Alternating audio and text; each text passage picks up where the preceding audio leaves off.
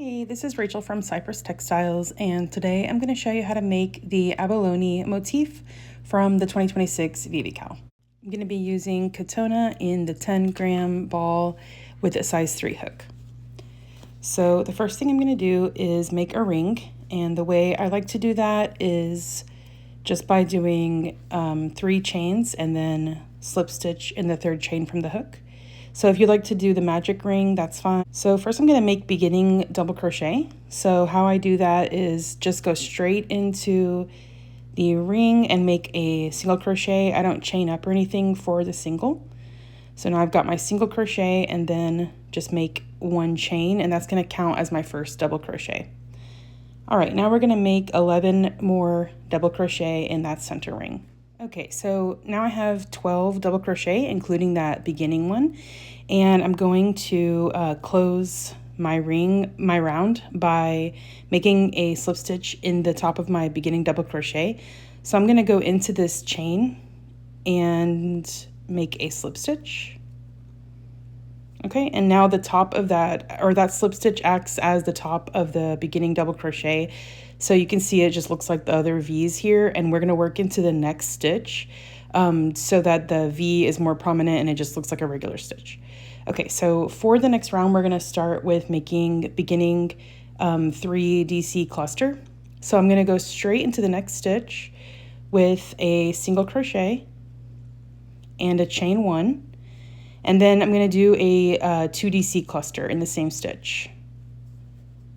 And then that's going to count as our first 3 DC cluster.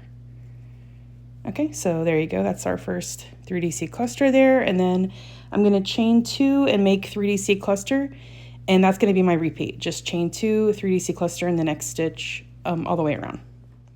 Okay, I'm going to just show you how to do the 3 DC cluster just in case you don't know. So I'm going to yarn over and insert my hook and pull up a loop and draw the yarn through 2 loops. And then I'm going to do that twice more in the same stitch, just like this. If I can. And now I have 4 loops on my hook, and I'm just going to draw the yarn through all those loops to make my 3 DC cluster. And then just chain 2 and continue on. You can see how it looks so far. Alrighty, so my round is finished. I just need to join. So I just wanted to show you how I join in a cluster. So I've got 12 3DC clusters here and 12 chain spaces, and I've got my last little chain here. I'm going to go, how I join the round with a cluster is I go through and pick up all the loops of my cluster, and then I just make my slip stitch in there. And then the working or the loop there just lines up with the rest of the loops of the cluster, and it just looks a lot more natural than joining it any other way.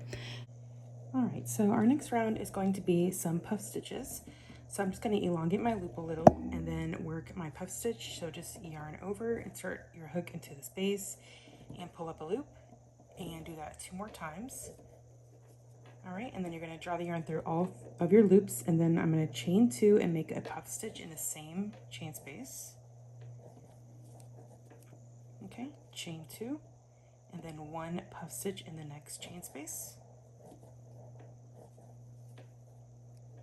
And then chain 2.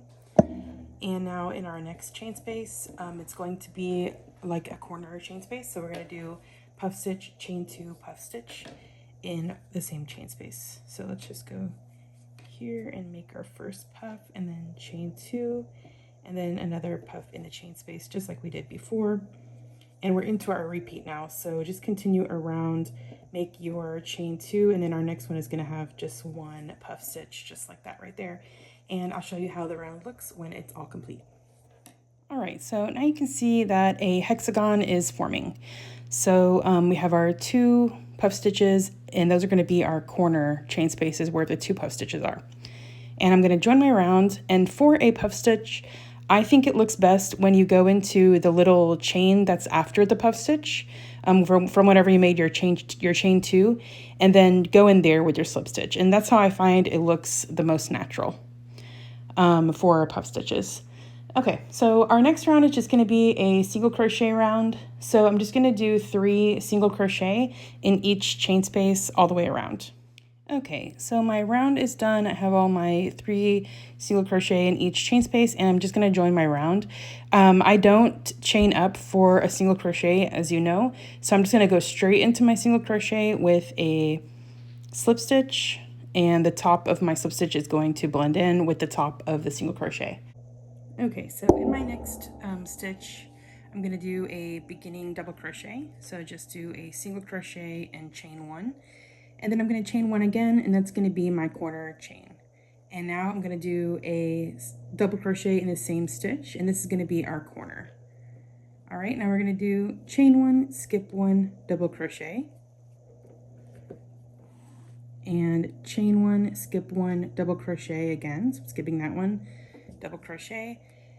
And now I'm going to do a chain 1, but I'm not going to skip 1. So I'm going to do my chain 1, but I'm not skipping 1 because then our next corner would be off center. So I'm just going to do double crochet in the next stitch. And I'll show you how the side looks in case you're confused. Now we're going to do chain 1, skip 1, double crochet. And then chain 1, skip 1, and make our corner, which is going to be double crochet, chain 1, double crochet in the same stitch. Okay, so let me just back up and show you how the side looks. So you can see here at the middle, we haven't skipped 1. We're just doing double crochet, chain 1, double crochet. All right, so that's how our side looks, and just repeat all the way around till you get back to the beginning. Okay, so my round is complete, and I've already joined into my beginning double crochet, and you can see how my round turned out with these being the corners there. For our next round, we're just going to do three single crochet into the chain spaces. So this corner chain space will be 3 single crochet, and then we're going to skip the double crochet here and just do single crochet across in each stitch and space. And I'll show you when we get to the next corner. So we're just doing every stitch and space with a single crochet. But then when you get to this corner double crochet here, you're just going to skip that and then do 3 single crochet in the corner chain space. Okay, skip the double here and then just do, just like you did here, single crochet in every stitch and chain space, and make sure you skip these 2 double crochets. All right, so here's what that looks like. I have one that has the second to last round complete. And so you can see how that looks here after it's done and joined. And then I'll show you how the next round looks as well. It's just single crochet. So for the next round, we're just gonna do 3 single crochet in the next stitch. You can see where I joined here. 3 single crochet in the next stitch for our corner, and then just single crochet all the way across to the next corner stitch where you're going to put 3 single crochet, and you're going to do that all the way around so you have your finished motif. So 3 single crochet in the corner, single crochet all the way across, 3 single crochet in the corner, and then just join your round when you're done. Okay, so that's how you do your abalone motif. Here's the chart in case anyone's interested. And this is from the 2026 VVCAL. So I'll see you on the next one.